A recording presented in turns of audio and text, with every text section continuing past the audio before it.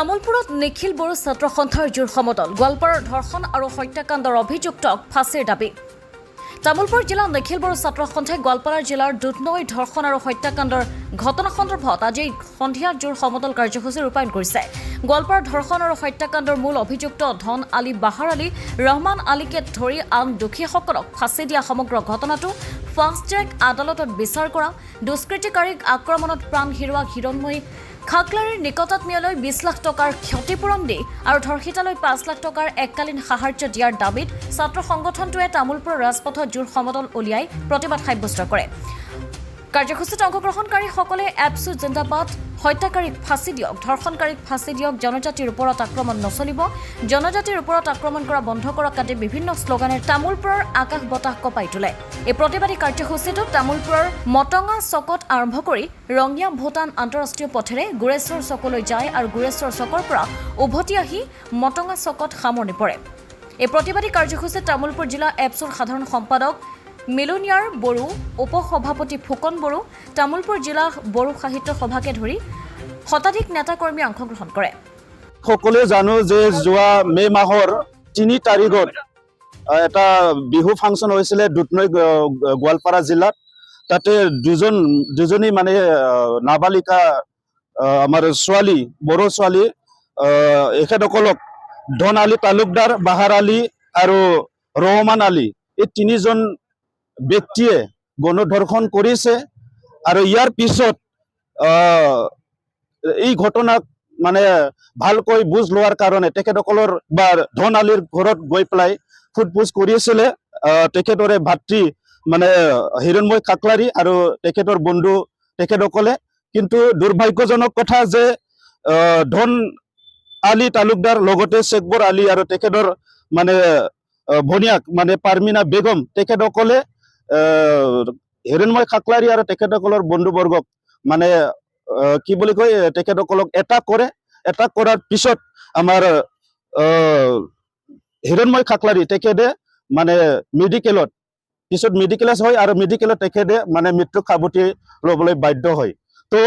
আমি ন্যায় বিচাৰিছো যিখিনি ব্যক্তি তিনিজন ব্যক্তিয়ে মানে ধৰ্ষণ কৰিছে তেখেতসকলক আজি আমি জানো যে পুলিচে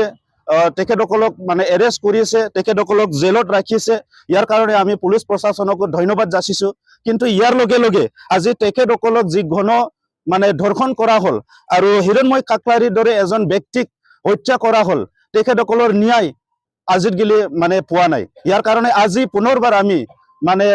জোৰ সমদল উলাই পেলাই আমি অসম চৰকাৰক দাবী জনাইছো যে এই তিনিজন ব্যক্তি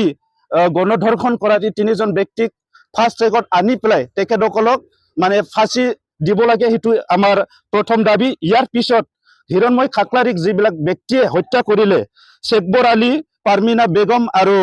ধন আলী তালুকদাৰ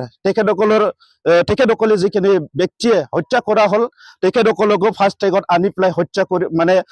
তেখেতসকলক মানে ফাঁচী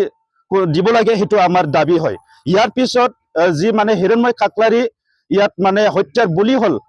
এই হত্যাৰ বলি হোৱাৰ নামত তেখেতক 20 লাখ অসম চৰকাৰে মানে কম্পেনচেশ্যন তেখেতসকলক দিব লাগে সেইটো আমাৰ দাবী ইয়াৰ লগে লগে যি দুজনী মানে নাবালিকা ছোৱালী তেখেতসকলে মানে ধৰ্ষিতা তেখেতসকলকো 5 লাখ কম্পেনচেশ্যন প্ৰদান কৰিবৰ কাৰণে আমি অসম চৰকাৰক আহ্বান জনাই আহিছো কিন্তু অসম চৰকাৰে আজিৰ গিলি এই পদক্ষেপ লোৱা আমি দেখিবলৈ পোৱা নাই আৰু এই কেইদিনৰ ভিতৰত অসমত বিভিন্ন ঘটনা হৈছে ইয়াত অসম চৰকাৰৰ কোনবা মন্ত্ৰী ইয়াত উপস্থিত হৈছে অসমৰ প্ৰশাসনৰ মানে ডাঙৰ প্ৰশাসনৰ অফিচাৰ বিলাকে ইয়াত উপস্থিত হোৱা আমি দেখিবলৈ পাইছো কিন্তু এই ঘটনাক লৈ পেলাই মানে হিৰণময় খাকলাৰীৰ ঘৰত গৈ পেলাই খবৰ লোৱা কোনো এটা অসম চৰকাৰৰ মন্ত্ৰী আমি উপস্থিত হোৱা আজিকালি দেখিবলৈ পোৱা নাই ইয়াৰ লগে লগে আমি যিখিনি দাবী জনাইছিলো এই দাবীখিনি পূৰণ কৰা আমি দেখিবলৈ পোৱা নাই ইয়াৰ কাৰণে আজি অসম চৰকাৰক আজি আহ্বান কৰিছো আমি আৰু তেখেতসকলে আমাৰ দাবী যদি